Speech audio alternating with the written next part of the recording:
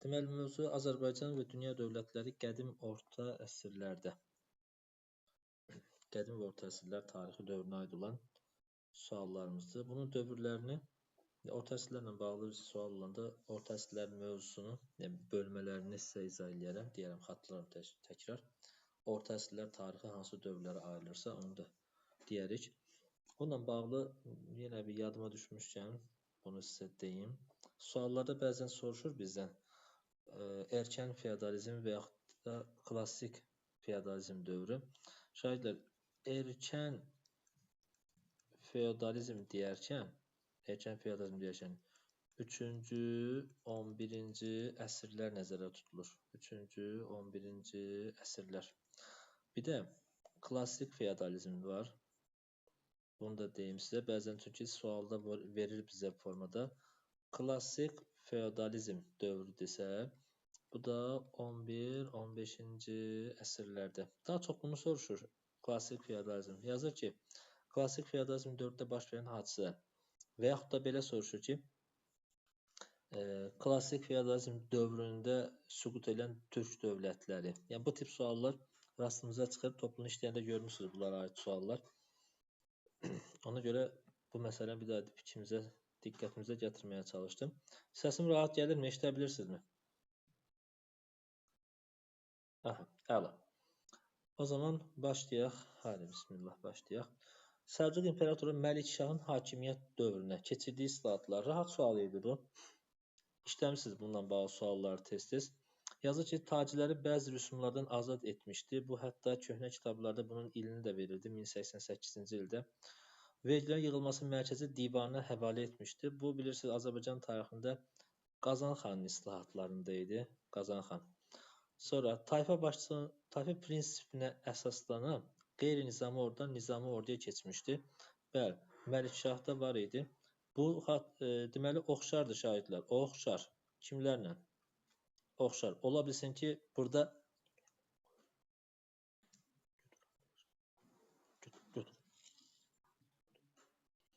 bu oxşardır şahidlər. Kimlə?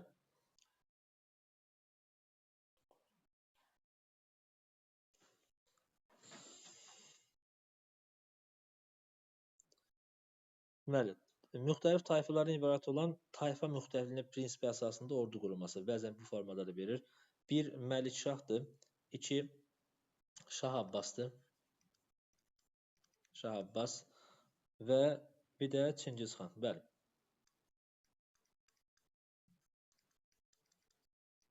Üç hökmdarımız var ki, bunlarda nədir? Oxşar cəhətlərdir. İqta torpaqların alınıb satılması qadağa qoymuşdu. Bu da Səlcuq Məlikşahın hakimiyyət dövrünə aid deyil. Qazan xanda demişdik.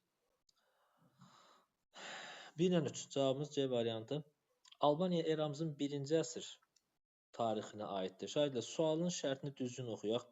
Eramızın 1-ci əsri. Eradan əvvəl desək, bir neçə hadisə var burada. Aşağıda görəcəksiniz. Eramızın 1-ci əsrini deməliyik ki, doğru fikrimiz ortaya çıxsın. Roma İmperatoru Adrian. Burada imperator deyəkən şahidlər, Roma ilə bağlı məsələ. Yenə də indi deyəcəksiniz, sözü qoyub başqa yerə getmək istəmirəm, amma yenə də Romanın hakimiyyət dövrü, padşahlıq, imperiya və respublika dövrləri, doğrusu ardıcıl belə gedir, padşahlıq, respublika, imperiya dövrləri. Çünki biraz əvvəl dərsdə yəni sual-cavabda müşahidə elədim ki, orada yenə də qarışdıranlar var. Həmin mövzuların təkrarını vermişdim.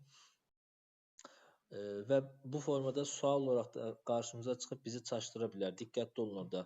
Padşahlıq dövrü, respublika dövrü və imperiya dövrü.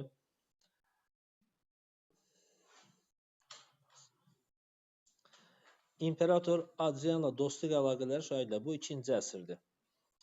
Ellin mədəniyyətinin təsirlə katakomba qəbirləri. Katakomba şahidlər alanlara aid idi. Alanlar da ki, bilirsiniz, 1-ci, 3-cü əsrlərdir. Ən dağıdıcı gücləri 72-74-dür. Romanın Parfiyaya qarşı Albaniyadan istifadə etməsi. Daha əvvəl, bilmirəm, sizlə elədiyim sınaq da, yoxsa hansısa bir sualda qarşımıza çıxdı yenə belə bir məsələ. Yəni, təkrar işləmişəm bu günlərdə uşaqlarla bunu. Parfiyaya qarşı mübarizə 1-ci əsrdir. Söhbət hardan gedir? Deməli, mahiyyətini belə açıqlayaq orada. Bizim eranı demişdik ki, 20-ci ildə, eramızın 1920-ci ili sonuncu Atropaten hökmdarı Ariyovast.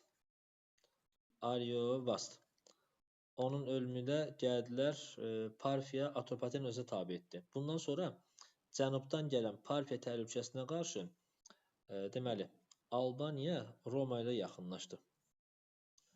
Bu məsələ. Qanıq döyüşü bu eradan əvvəl 65-dir. Sonra Roma hökmdar Orosun Pompey ilə müqavilə imzalaması. Bu da eradan əvvəl Kür döyüşündə 66-dır. Görürsünüz, eradan əvvəldir. Bir dənə bunu sadəcə eramızın 66 yazsanız çaşıb səhifən və yaxud da bunu düzgün oxumasanız sualımız səhv gedə bilər. Üçüncü sualımız hadisə nəticə əlaqələrin düzgün verilməmişdir. Aha, verilməmişdir. Verilmişdir desək səhv yerdə axtaracaq cavabı. Gürlü tayfası Qəznəvi dövlətinin hücum etməsi Qəznəlilərin paytaxtı köçürülmüşdü. Qəznədən Lahora dəyişdi paytaxtı. Sonda yenə də Gürlülər gəldilər 1187-ci ildə Lahorda tutmaqdan son qoydular. Bu doğrudur. Bizə nə istəyir? Verilməmiş, yəni səhv variantı istəyir bizdən. Bunu mütləq qeyd eləyək ki, bizi çaşdırmasın. Bu doğrudur. Bunu çıxırıq. Lap istəsəz belə deyə bilərsiniz. Bu doğru. Görsəz sizi çaşdırırsa bu doğru. Və yaxud da çıxmaq variantını istifadə edin. Testdə də, imtahanda yazanda belə istifadə edin bunu. 1054-cü Səlcuqlar Azərbaycan hücum etdi, Təbriz işğal olundu. Bu da doğrudur. Doğru. Yəni hər variantı deyirəm ki, kim hansı formada uyğunsa, daha yaxşı yadında qalırsa, onu istifadə etsin həmin metodu. Doğru deyib bunu da çıxırsınız. Çünki bu da səhv istəyir bizdən. Görürsünüz, səhvdir, doğru yazmışıq, çıxaralım. Satıq Buraxan İslamı qəbul etdi. Qaraxan dövlətinin yaranması deyir. Qaraxan dövlətinin yaranması 840-dır. Satıq Buraxan 10-cu əsrdir. Ona görə bunu da çıxırsınız. Bir dəqiqə, çıxmırıq bunu. Bizdən nə istəyir? Səhv variantı, sən. Bu səhvdir. Ona görə bu variantı qəbul edirik, götürdük. Sultan birinci sonra Bağdada ələ keçirtdi 1055-də. Abbasilər sonra Səlcuqlara asıl vəzisi düşməsi. Bəli, bu doğrudur. Asıl vəzisi düşdülər Abbasilər Səlcuqlardan. Bunu çıxırıq. Çünki bizdən səhv variantı istəyir. Malazgirt döyüşü 1071-də baş verdi. Səlcuqlar Xorasanı yox. Çünki Malazgirt qərbdir. Yəni, deməli, Səlcuqlarla Bizans arasında baş vermişdir. Xorasan isə bizim şərqimizdədir. Şərq zonası, Mərkəzi Asiya ərazisidir. Yəni, bunu da nə edirik? Deməli, bu nədir? Səhv variantdır. Düzdür? Səhv variant olduğunda bizə səhv soruşurdu. Bunu götürdük. C-dən Y. Varmı? Var. Y variantı. Dördüncü sual. Qızıl Ordu və Səfəvilər dövləti arasında ümumi cəhətlərimizi soruşur bizdən. Qızıl Orduna Səfəvilər arasında baxaq, nə ümumi cəhət ola bilər? Nə ümumi cəhət ola bilər? Əmir Teymurla əlaqələrin saxlanması. Əmir Teymurun deməli 1370-dən hakimiyyəti 1405-ə qədərdir.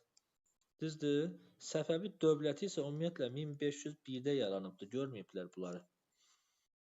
Məşvərətçi orqan Ali Məclis adlanması olması. Bunu saxlayarıq. Ola bilər. Ali Məclis məsləhətçi orqandır. Xarici müdaxilə nəticəsi süquta uğraması. Qızıl Ordu 16-cı əsrin əvvəllərində parçalandı. Parçalandı deyirik. Səfəvilər də deməli, Nadir xan tərəfindən son qoydu. Xarici müdaxilə deyil. Çıxdıq. Dövlət başçı Böyük xan adlanması. Böyük xan adlanması xeyr. Bu, deməli, hadisə buradadır. Monqollar Qızıl Ordudan Böyük xan titulu almaq üçün mübarizə aparırdılar. Daha Monqollar üzr istəyirəm. Rus knyazları Qızıl Ordudan Böyük xan titulu almaq uğrunda mübarizə aparırdı. Nəticədə bu titulu alan Moskva knyazı zamanla möhkəmlənmişdi. Qızıl Ordu mövzusunda demişdik bunu ki, möhkəmlənib onun tabeliyindən çıxdılar. Yəni bu Ruslara aiddir. Vəqf əmlak idarəsi haqqı idarəsi sədrin səlahiyyətindədir. Sədrin.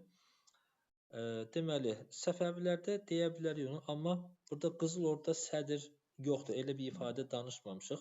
Ona görə cavabımız qaldı. Məşvərətçi orqan Ali Məclis adlanması hər ikisində vardır. Məsləhətçi orqan.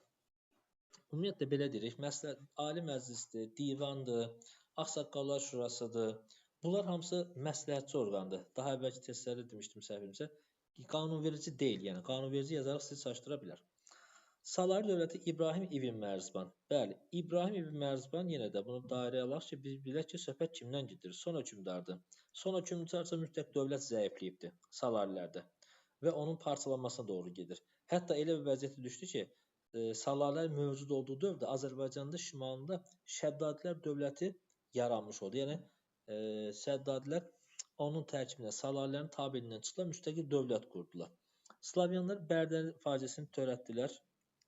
Bərdə faciəsi 944 idi. Mərzban Məhəmmədin dövründədir. Gəncə ətraf mülklərini itirdi. Aha, bu Şəddadilərin yaranmasına aiddir, işarədir. Şirvanşahlar yenidən salarilərə tabi Rəvvadi dövlətinin işğalçı hücumlarına məruz qalması. Rəvvadi salarilər, baxın, Rəvvadi dövlətinin deyir, yox. Dövlət, bu niyə olmaz uşaqlar? Çünki Salari dövləti bilirsiniz, 981-də süqut elədi. Kim tərəfindən? Rəvvadi Əbülhica. Əbülhica. Və Əbülhica 981-də salarilərə son qoymaqla öz dövlətini qurdu. Yəni, salarilər süqut eləyib ki, yerində rəvvadilər yaranıbdır. Rəvvadi dövlətinin hücumuna məruz qalmayıbdır. Bunu bu variantda, bu formada çıxırsan. Oğuz tayfaları ölkədə yerləşdirilmişdir. Oğuzların burada yerləşdirilməsi harada? Salarilərdə. Hə. Deməli, bu məsələ nədir? Oğuz tayfaları Azərbaycanda yerləşdirildi. 1028-də Rəvvadi ərazisində 11-ci əsrin 30-cu illərində isə şimalda Şəddadi ərazisində məskunlaşmışdı. Söhbət gedir 11-ci əsrdən gedir əzizlərim. Amma Salari dövləti 941-dən 981-ə qədər mövcud oldu. Söhbət 10-cu əsrdən gedir, bu isə 11-ci əsrdir. Ona görə bu variantla çıxdıq. Bəli, cavabımız qaldı B variantı. Bayaq demişdim usta, B variantı, yəni Şəddadilər ayrıca ayırdılar şimal hissəsinin bir hissəsini və müstəqil dövlət qurdular. Növbəti suala keçirik. Dediyimiz yerə qədər kiminsə sualı varsa mütləq.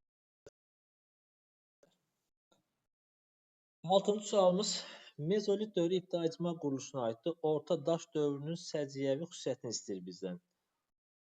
Bunu bir daha belə eləyək, yaxşı görünsün. Aha, orta daş dövrü şahidlər. Demişdim sizə, əgər deməmişəmsə indi deyim.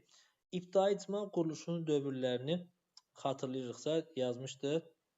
Paleolit, ibtidai icma quruluşu, daş, tunç, dəmir dövrü. Daş dövrü özü bölünür paleolit, mezolit, neolit. Bu dövrlərin şahidlər adlarını bəzən toplum işlərində görmüşsünüz orada. Yazmır neolit dövrü. Yazır ki, yeni daş dövrünə aid olan hadisələr. Və yaxud da yazır qədim daş dövründə baş verən hadisələr. Qədim daş dövrü görən kimi şahidlərimizin bəzilərinin fikri gedir o dəqiqə nə? Alt paleolitə gedir. Və yaxud da orta daş dövrü deyən ki, orta paleolit dövrünü düşünürlər. Buna diqqətli olmaq lazımdır. Orta daş dövrü deyir. Yəni daşın orta dövrünü soruşur bizdən. Daş dövrü hansıdır? Paleolit. Deməli şahidlər, orta daş dövründə deyirsə bizdən nə istəyir? Mezolit dövrünü istəyir. Aydındır?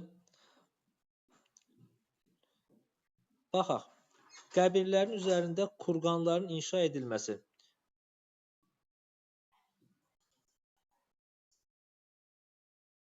Qəbirlərin üzərində kurqanların tikilməsi. Kurqanlar erkən tuncdur. Sənətkar tacir qruplarının meydana gəlməsi. Sənətkar tacir bu ikinci əmək bölgüsüdür. Bir dəqiqə, sənətkar tacir desə, üzr istəyirəm, bu son tunc dövrüdür. Onu geri qaytarım. Sənətkar bu üçüncü əmək bölgüsü, tacirlər deyiriksə, son tunc dövrüdür. Əhalinin dağətəyi və dağlıq ərazilərə məskunlaşması erkən tunc dövrüdür. Bilsək də belə yazaq. Ölülərin yanına məişət əşyalarının qoyulması mezolit dövrünə aiddir bu. Əkinçilikdə qoşqu heyvanlarından istifadə edilməsi, yəni əkinçinin artıq genişlənməsidir. Əzbərləmirik, yadımızda saxlayaq, mənasını, mahiyyətini yadda saxlayaq. Əkinçilik mallardan ayrıldı. Ayrılan kimi əkinçilikdə yeniliklər baş verdi. Yeni əkin sahələri genişləndirildi. və süni suvarmadan istifadə edildi. Bununla bağlı qoşqu emallarından da istifadə etməyə başlamışıq. Bəli, erkən tunç dövründə. Cavabımız nə oldu? Mezolit D variantı. Xəritədə işarələnmiş ərazinin 15-ci əsrin əvvəlləri tarixinə aiddir. Bir balaca ekranı böyüdüm. Sualları daha yaxşı görək.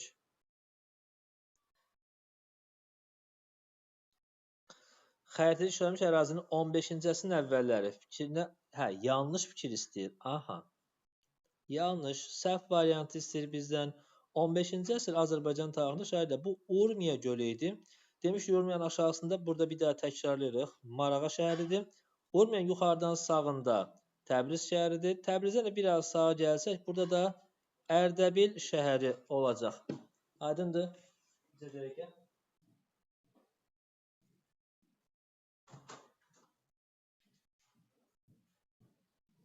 Aha.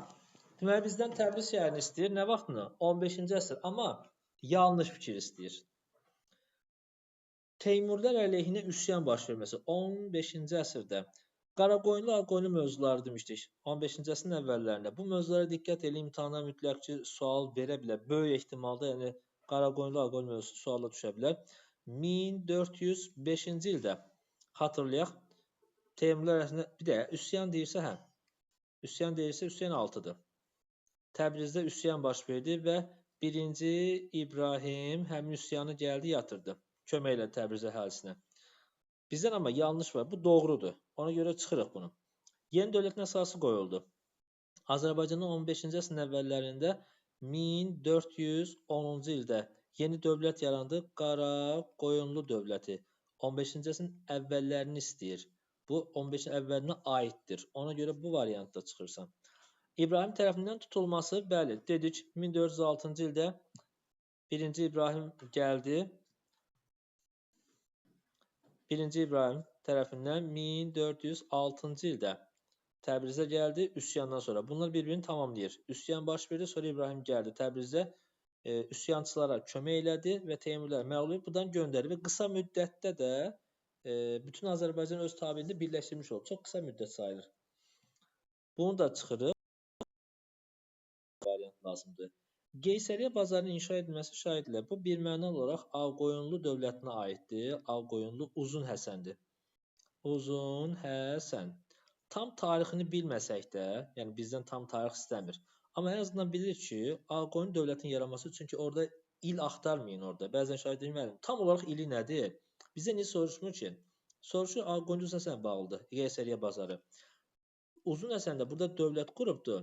1468, 67 Muş döyüşü, 68 dövlət yarandı. Bu əvvəllərinə aid deyil, ikinci yarısına aiddir. Ona görə variantı götürdük. Cəlalirlərlə Qızıl Ordu arasında mübarizə meydanı çevrilməsi. Deməli, 15-ci əsrin əvvəllərində Qızıl Ordunun Azərbaycanda mübarizəsi yoxdur. Qızıl Ordu Azərbaycanda mübarizə aparıbdır Hülakülər dövləti ilə. Hülakülər yarandığı dövrdən etibarən 13-14-cü əsrlərin ortalarına qədər, yəni Hülakünün süqutuna qədər. Ona görə bu variantda nə edirik? Çıxırıq. Çünki aid deyil bizə. 4-lə 5. Sual biraz uzun oldu, amma eyb yoxdur. Deməli, 8-ci əsrin ikinci yarısında Azərbaycanda, 8-in ikinci yarısı.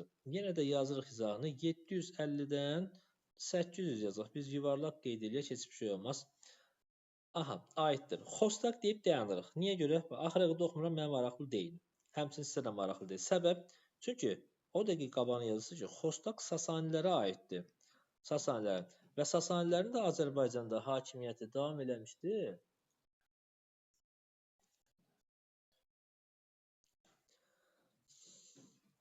Sasanilər Azərbaycanda hakimiyyəti davam eləyibdi. Nə vaxta qədər davam edibdi? Sasanilərimiz 651-ə qədər. Yəni 7-ci əsrdir. Bizdən isə 8-ci əsr istəyir. Deməli, bu variantda çıxırıq. Düzdür? Bizə nə deyir? İçin, niyə üstünə xətt çəkirəm ki? Birin üstünə xətt çəkdik. Sonra, Ərəb əmiri mərkəzə çevirmişdi Bərdə. Bəli. Xatırlayırsa şahidlər, 705-ci ildə demişdi ki, ərəblər deməli, Albaniyanın varlığına son qoydular. Cavanşirin ölümündən sonra hakimiyyətdə problemlər yaşandı. Sonuncu Varazdır da hakimiyyətdən saldılar. 705-də edam edildilər. Son qoydular və Bərdə Ərəb əmirliyinin mərkəzinə çevrildi. Elə burada bunu xatırladım sizə. Azərbaycan ərəblərin hakimiyyəti altında mövzunun içərisində, mövzunun ortalarında bir yerdə bir cədvəl var. Yazır ki, 8-ci əsrdə ərəblərin Cənubi Qafqazın idarə edilməsi ilə bağlı etdiyi dəyişikliklər. Ümid edirəm ki, mövzu oxuyanda orada diqqət eləmisiniz. Kim eləməyibsə, tez özündə bir qeyd eləsin, həmin hissəyə baxsın. Mövzu qutar, dərs qutarınsa baxarsınız o hissəyə. İlla ki, oradan mütləq sual salır. Ərəblərin o hissəsindən hərrif, gedib gəl oradan sual verirlər bizə. Ərəblərin hakimiyyət dövründə Cənubi Qafqazın idarə edilməsi etdiyi dəyişikliklər. Aydın oldu mu? 705-ci ildən etibarən. Burada da ərəb canişin mərkəzi Dəbildən köçür Bərdəyə. Və suali olaraq kim idi hakimiyyətdə? Əməvilər. Bəzən bunu çaşdırmaq üçün yazır, Abbasilər yazır şagirdlərə. Səhv variantı olaraq göstərəcək orada. Deməli, şagirdlər, bunu götürürük. Bir dəqiqə götürmürük. İkinci yarısı soruşur. Aha, ikinci yarısı deyir axı. 705 birinci yarısında götürmədik bunu da, atdıq kənara. Rəvvadi əmirliyin meydana gəlməsi. Rəvvadi 8-ci əsrin ikinci yarısında meydana gəlmişdir. Doğrudur. Dövlətli bir əmirlik deyil bizə. Slavyanların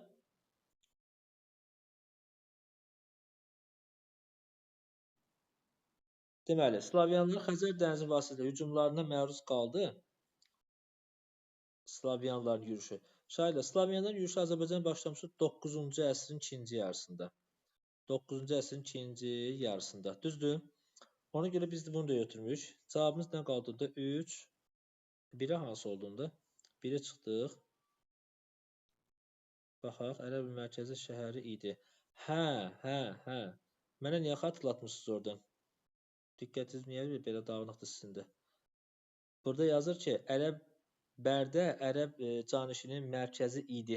Demək ki, mərkəzinə çevrildi. Mərkəzə çevrilməsi 705-dədir. Amma 8-ci əsrin ikinci yarısında Bərdə ərəb şəhərinin canişinliyi də mərkəzdir. İkini də götürməliyik. Bəli, cavabımız 2-3 oldu. Diqqətli olun, belə bir şey onu xatırladın.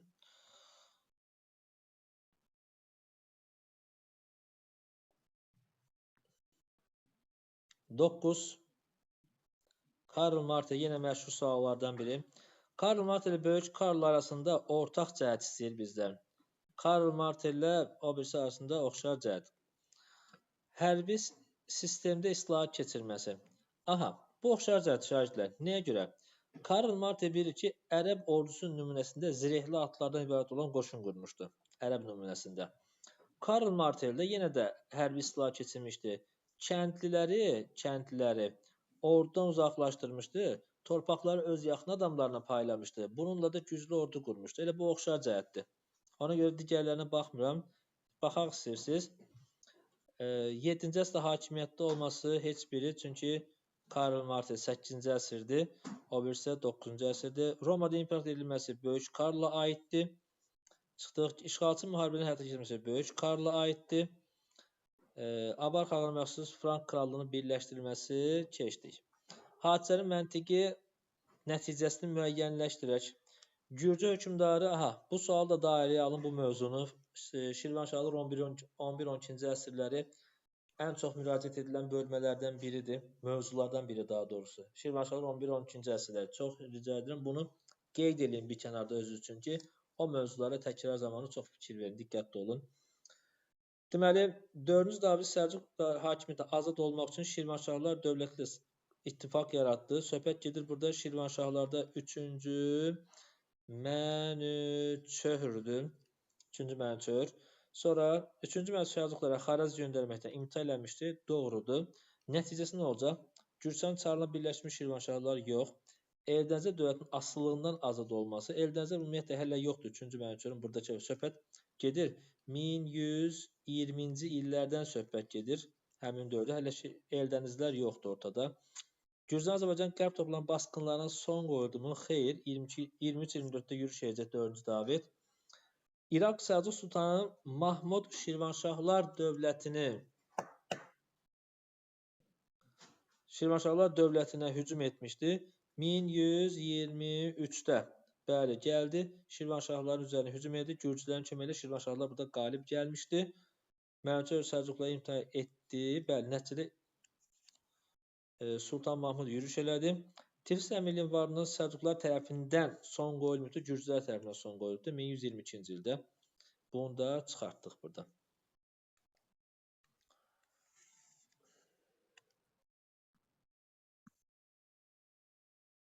11-ci sual.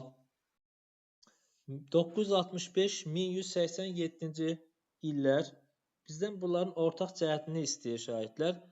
Baxaq, mərkəzi yaranmış Türk dövlətinin süquta uğraması 965-də baxaq, süqut deyirsə 9187 bu Qəznəvidir. Qəznəvi. 965-də Xəzərlərdir. Mərkəzi Asiyada yaranmayıb Xəzərlər. Xəzərlər hardadır? Şərqi Avropada Xəzərlər. Şərqi Avropa. Hətta deyir ki, Şərqi Avropada yaranmış ilk Türk dövlətidir. Bu cümləni də yadda çıxartmayaq. Həmçinin bir dənə də belə bir ifadə vardı Xəzərlə bağlı. Ərəblərin Şərqi Avropaya yürüşünün qarşısını almışdı. Səlcuqlar tərəfindən Qəznəlilərin məğlub edilməsi illəri soruşursa, yox, belə bir məsələmiz yoxdur. Bu söhbət 1040-dır. Bu Dəndənəkən döyüşüdür.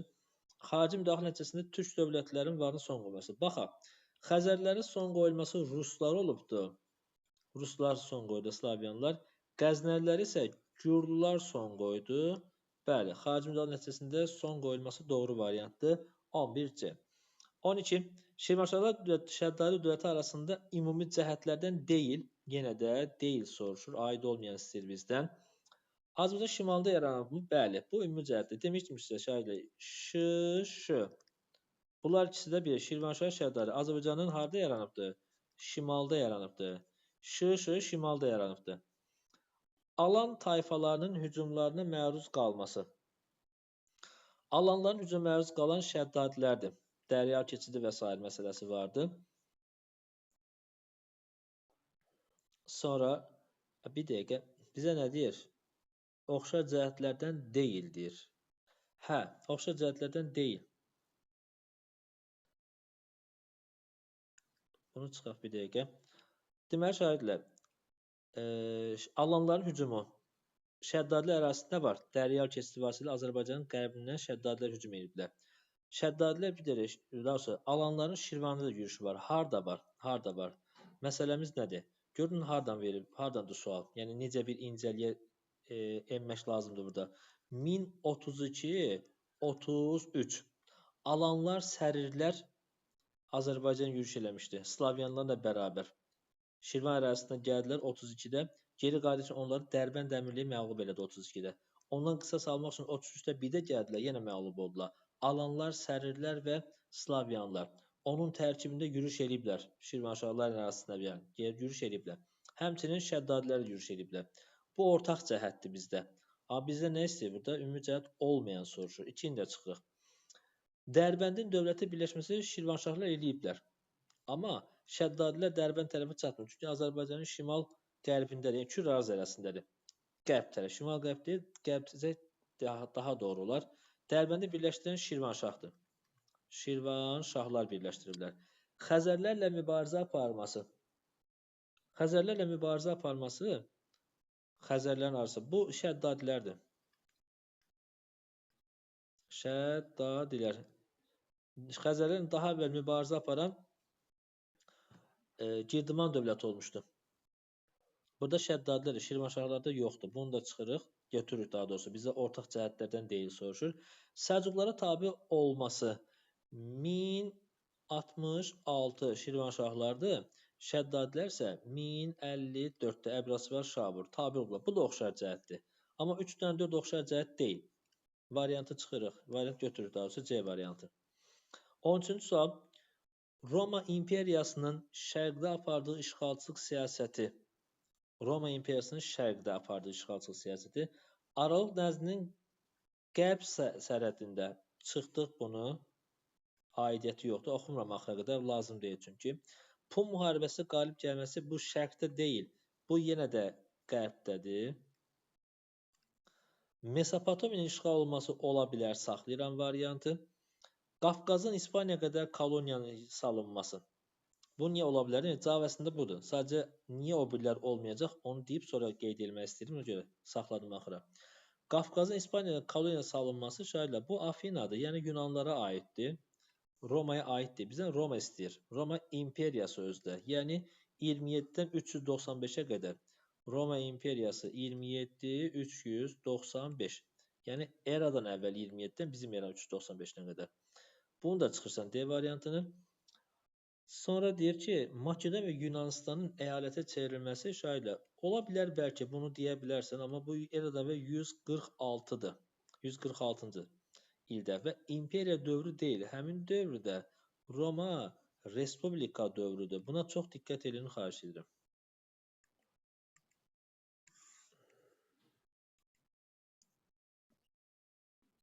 14-cü və 15-ci suala baxaq.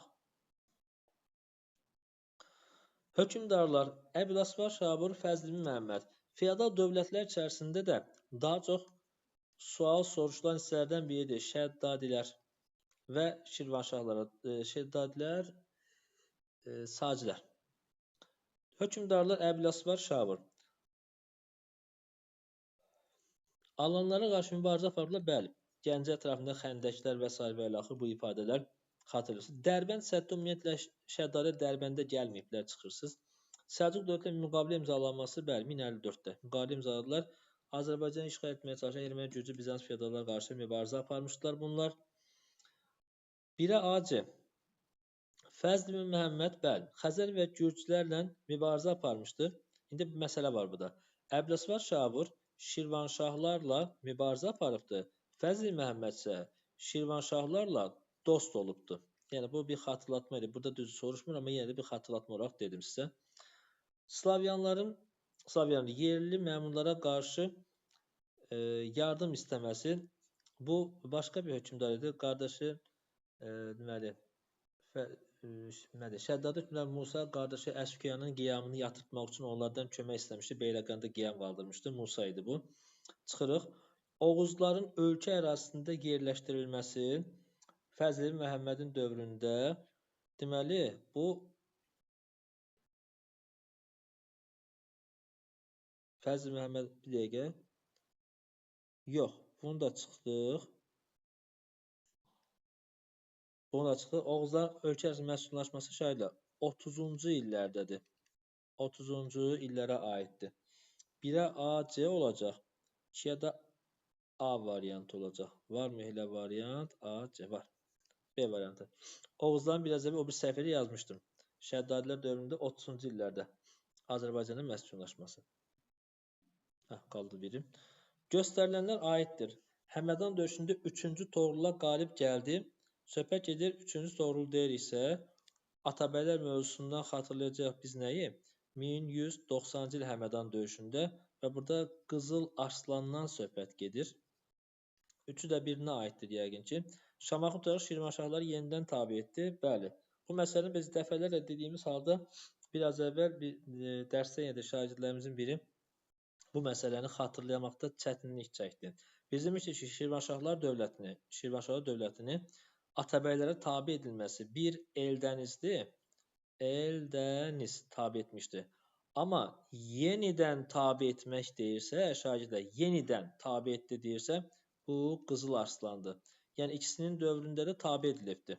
Sui-qəsdlə öldürülməsi, bəli. Bu da Qızıl Arslana aiddir. Cavabımız varmı burada? Bəli, C variantı Qızıl Arslan. Yaxın, itdi deyə orasını yazamıram. C variantı Qızıl Arslan. Özümüzdə qeyd edərik cavabı. Daha gec baş vermişdir. Daha gec. Bunu da bəzən qarışdırır bizim yoldaşlarımız. Daha gec, yəni ən son. Axırda, ən axırda, ən son. Ərəb xilafəti. Əməvilərin hakimiyyətə gəlməsi, Əməvilər 661. Birinci Otto Romada imperator elan olundu.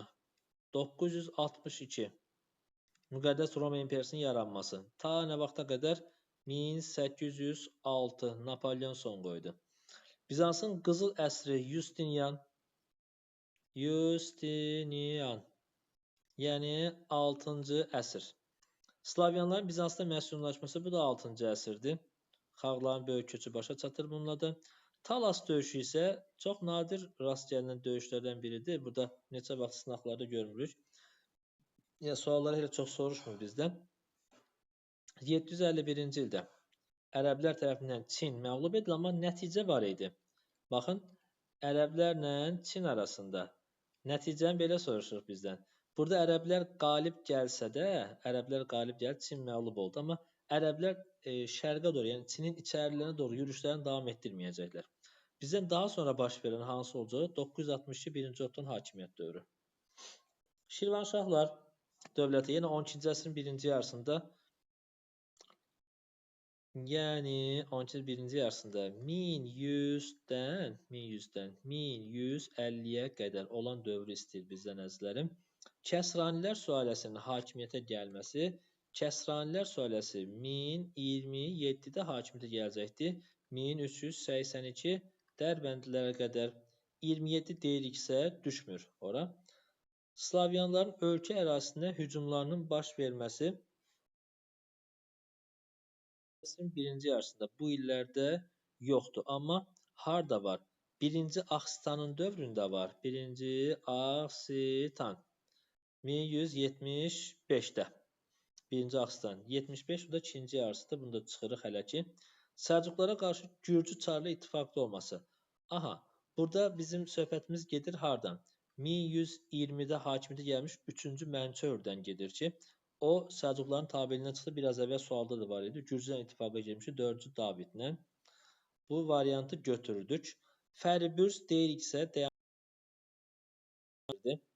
Dərbəndi birləşdirməsi 1075-də 11-ci əsr. Çünki bizdən 12-ci əsr. Əsr olaraq nəyə görə yazdım? Bunu daha yaxşı bilmək üçün. Paytaxtın Şamaxıya köçürülməsi əzizlər 1192-dir. Zəlzələ nəticəsində olmuşdur. Bu da ikinci yarısı, bizdən birinci yarısı istəyirdi. İranzu və Sargon arasında ittifaq yaratmaqda məqsəd sadə bir cavabdır. Bunun cavabını bildiyimiz üçün aşağıda çıxdı variantına getmirik. Çünki bilirik ki, ittifaq müqaviləsi Urartuya qarşı idi. Həmin variantı axtarıb tapırıq. B variantı Urartuya qarşı ittifaq.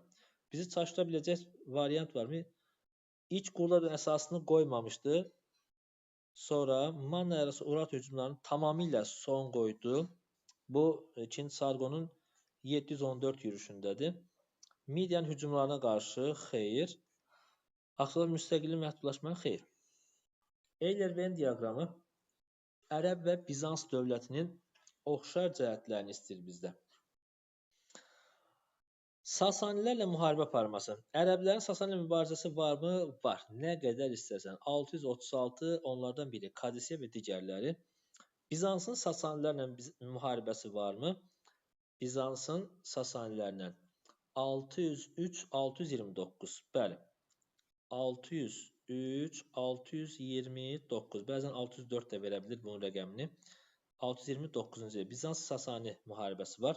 Deməli, bu oxşar cəhətdir. Səlcuq dövlətinə asılı vəziyyətə düşmək Səlcuqlardan. Ərəb xilafəti Səlcuqların asılı vəziyyətə düşübmü? Səlcuqlardan. Bağdad 1055-də.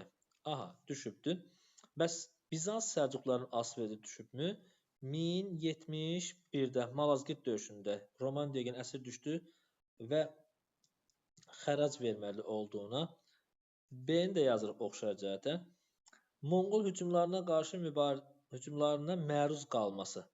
Aha, Monqol hücumlarına məruz qalan şəhidlər deməli 1258-ci ildə Ərəb xilafəti Hülaküxanın yürüşünə məruz qalmış 3-cü yürüşdə. Bunu bura qoyduq. Franklarla müharibədə məğlub edilməsi, Franklarla müharibədə məğlub edilməsi, Bizansın Frankla yox, Ərəb xilafəti. Ərəblər Franklarla. Aha, 732 Poitiers döyüşü. Poitiers döyüşü. Deməli, D-ni də buraya yazdıq. Vandal krallığını işğal etməsi İmperator Justinian dövründədir. İmperator Justinian dövründə Bizansa aiddir. Y variantı da buradadır əzizlərim. Deməli, 1-ə C-D, 2-yə Y, 3-ə A, B. 1-ə C-D. Varmı elə cavab? Varmı? C-D. Var. 2-yə Y, A. D variantı qeyd elədik.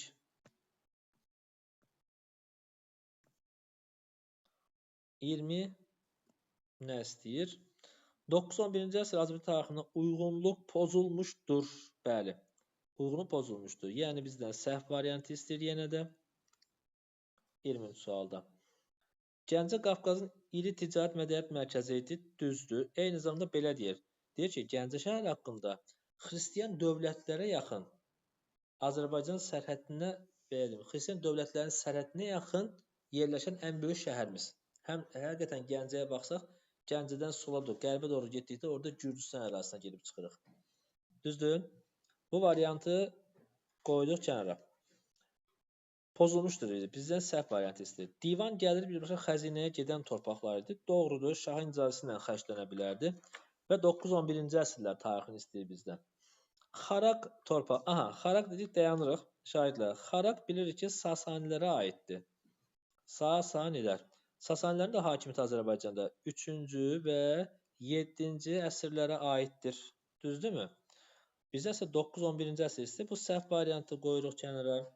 Müsəlman olmayanlardan cizyə vergisi alınırdı. Cümləni təkrarlayım. Eyni kitab cümləsi. Deməli, İslamı qəbul etməyənlərdən, etməyən kişilərdən cizyə vergisi alınırdı. Hətta belə deyək, ərəb ordusunda xidmət etməyənlərdən, etməyən kişilərdən cizyə vergisi alınırdı. Kitab cümləsidir. Əvvəlki sınaqların birində səhv etməmsə qarşımıza çıxmışdı. Eləmişdik bunu biz. Bunu da çıxırıq. Öz torpağını itirən kəndlilər uluculara çevrilirdimi? Bəli. Ulucular bilir. 9-11-ci əsrdə ərəb feodallarının himayəsinə sığınmış kəndlilər idi. Nə üçün sığınırdılar? Çünki onlar 9-11 Azərbaycanda bilir ki, nə dövrüdür? Feodal dağınıqlığı dövrüdür. Feodal dağınıqlığı. Oxşardı neçənci əsrlərlə? 9-11. Oxşardı Azərbaycan 15-ci əsr, bir də 18-ci əsr xanlıqlar dövrü. Oxşardı, feodal və ya siyasi dağınıqlıq sayılır. Həmin kənddə ulucular adlanırdı, torpaqları isə icə torpaqları və ya hami torpaqları adlanır şahidlər. Sonra 12-ci əsrin 90-cı illərdə Qızıl Arslanın, bu da variant çıxdıqda buradan cavabçı. Qızıl Arslanın Şamaxı hücum etməsi səbəbi, biraz əvvəlki testdə bunu demişdik. Şirvanşahlar ona tabi olmaq istəmirdilər. Deməli, Monqol hücumları yoxdur hələ. Gürcüstan birləşmə cəhd edilməsi yox. Baxırıq. Şirvanşahlar müstəqil siyasət yeritməyə çalışırdılar. Cavab C variantı. Şamaxıda zəlzilə 1192, buna bir aidiyyəti yoxdur, ona görə yürüş eləməyibdir. Və 3-cü mənçur Eldənizə tabi olmaqdan imtina edir. 3-cü mənçur deyil dərzlərim bu. Kim idi? 1-ci Aksitan. 9-11-ci əsrdə qəbalə adlanırdı, icazə kağızı idi. Konkret olaraq vergi toplamaq üçün icazə kağızı uzatmadan variantı qeyd edirik. Sonra əzizlərim, Qəznəvi Qaraxanlı dövlətləri arasında oxşar xüsusiyyətlərdən deyil, yenə də oxşar xüsusiyyətdən deyil bizə, yəni səhv variantı istəyir. Səhv variantı istəyir bizdən. Deməli, türk mənşəli sualə bu oxşar cəhətdir. Çıxırıq. Samani torpaqlarını, bəli, 999-cu ildə Samaniləri bölüşdürmüşdülər, düzdür. Hindistanın bəzi torpaqlarının ələ keçirilməsi, əzizlər, Hindistanı yürüş eləyən Qəznəvilərdir. Qaraxanlı Hindistanı yürüş eləməyibdir. Özü ən çox da Hindistanı yürüş eləyən kimdir? Sultan Mahmud Qəznəvi idi. 3. Abbasilər sülaləsi diplomatik münasibətlər mövcud idi. Abbasilər sülaləsi diplomatik münasibətlər, bu oxşar cəhət deyil bunlarda. Çıxdıq. Səlcuqlarla mübarizə aparılması, Qəznəvilər aparıblar, Qaraxanlılar da aparıblar. Düzdür. Səlcuqlara biz bunu demişdik. Xatırlayırsınızsa, Alparslan'da da demişdik. Hətta yola çıxır orada vəfat eləmişdi. Amma konkret demişdik harda? Sultan Səncər.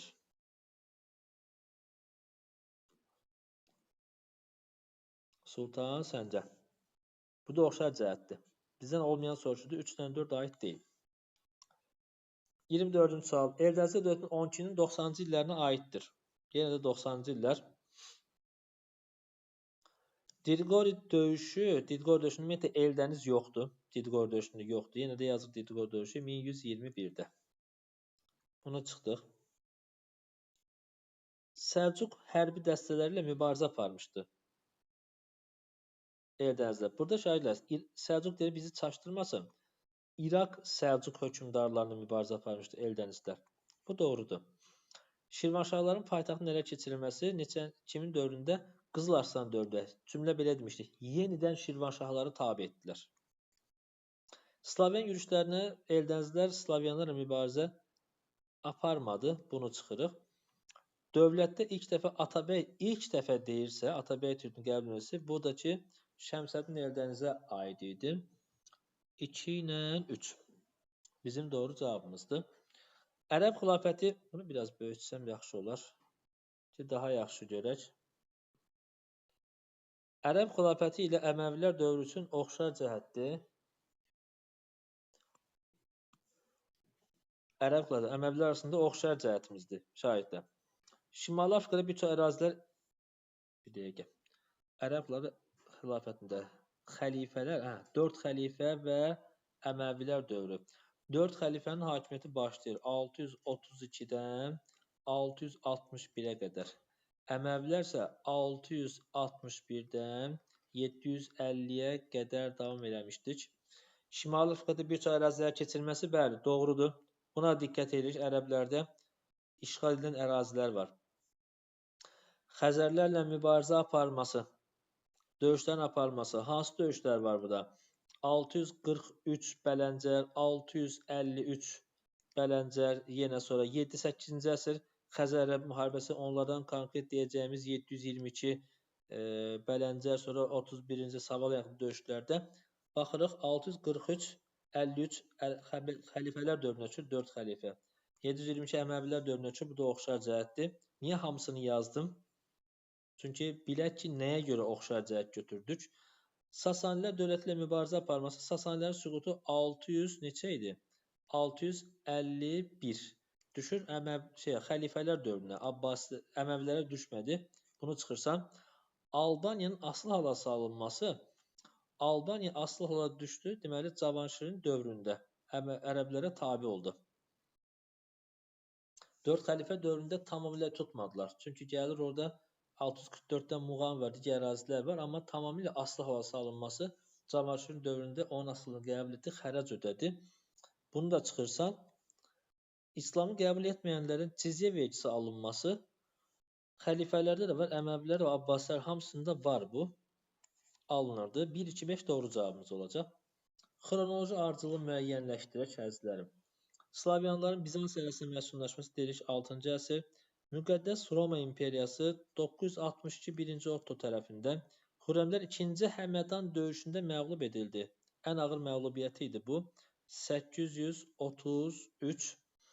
Məhəmməd İbn Əbusac yeni dövlətin əsasını qoymuşdu. Deməli 898 əzizlərim.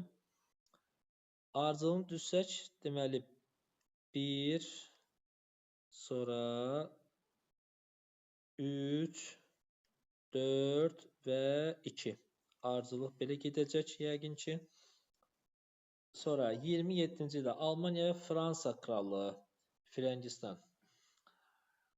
Kapetinglər sülaləsi tərəfindən idarə olunurdu. Kapetinglər hakimi gəlməsi 987. Yəni 987-ci ildə. Belə üstdən aşağı ardıcıl rəqəmlərdir.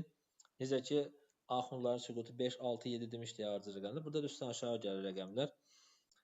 Kapetinglər Fransaya aiddir. Müqəddəs Roma İmperiyasının yaradılması Almaniya krallığına aiddir. 1-ci Otto tərəfindən olaraq B variantı. Sonra İtaliyaya hakim uğrunda Roma papası ilə mübarizə aparmışdı. Bəli, bu da Alman krallığına aid idi. Yenə 1-ci Otto'da var idi. Deməli, C də var idi burada. Aha, sonradan bunu şeydə deyəcək. Reformasiya mövzusunda deyəcək bu məsələdə. Papa ilə mübarizə aparıblar 16-cı əsrdə. Xlodvig tərəfindən birləşməsi Xlodvig şairlər 500-cü ildə təxminən Frank dövlətini qurmuşdu. Frank dövləti. Burada isə Fransanı Almaniya istəyir. Bunu çıxırıq. Suasan döyüşü 486, o da Franklara aid deyil, dövlət qurmazdan əvvəl. Bizdən isə Almaniya Fransanı istəyir. Cavab oldu 1B-C 2A. Mənbədə görək Pipin 768 ölümündən sonra qardaşlar arasında rəqabət başladı. Lakin o mübarizədə qalib gələrək hakimiyyəti ələ keçirdi. Ucaboy və qüvvətli olduğuna görə müasirlər ona böyük titulunu vermişdilər. Onun qaynar kömək enerjisi və s. qabiliyyətini heyrətə salırdı. Cənub şərqdə öz mülklərini genişlətməyə çalışan kral Saksoni və İtaliyadan sonra Langobardların da yürüşünə məruz, daha doğrusu köhnə müttəfiqi Bavariya hersoqu 3-cü Tassilona, bunlar təbii ki adlar bizə vacib deyil, o qədər əsas mahiyyətini tutacaq, hücuma keçdi. Alman tayfalarına qarşı mübarizədə kral son dərəcə amansız idi Almanlara qarşı. O 782-ci ildə yeni ordu toplaraq Verdində qiyamçıların hamısını nümayişkarlı şəkildə edam etdirdi. 800-cü ildə Romaya gəldi. Papa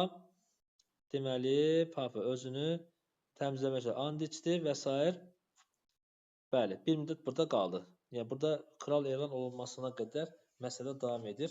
Söhbət təbii ki kimdən gedirdi? Söhbət gedir burada Böyük Karoldan.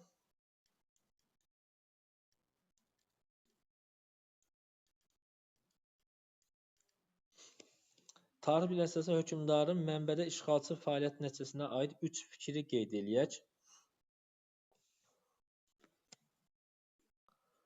Deməli, onun bu işğalçı yürüşlərin nəticəsində hardasa deməli Saks tayfalarını tabe eləmişdi. Saks tayfalarını tabe etdi. Sonra uzun müddət mübarizə aparmışdı. Hətta Saksları mübarizə tabe etmək üçün xatırlayırsınızsa 30 ilə yaxın mübarizə aparmışdı. Yaxın mübarizə.